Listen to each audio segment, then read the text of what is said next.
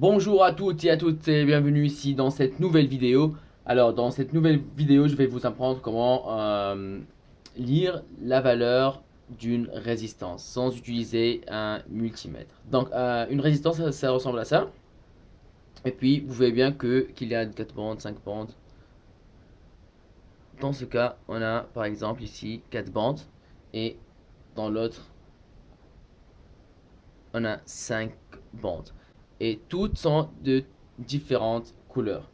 C'est très important de prendre la partie argentée à notre droite, c'est-à-dire de cette façon-là et pas de cette façon-là.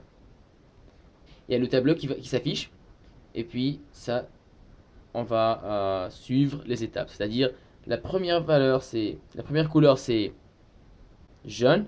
Donc on va lire sur notre tableau ici, c'est numéro 4. D'accord, on écrit le 4.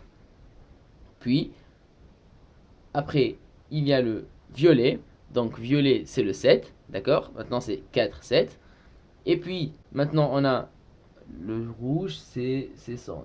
Donc c'est-à-dire ici, on va mettre 45 fois 100. D'accord.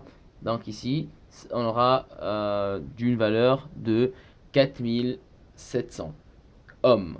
Et puis, en dernier lieu, comme j'avais dit, il y a la partie argent. Donc ici, c'est plus et moins 10%. C'est-à-dire, donc, cette valeur de résistance, elle n'est pas exacte. C'est-à-dire, elle n'est pas exactement 4700 ohms, mais il y a une différence plus ou moins de 10%. 10% de 4700, 470 ohms.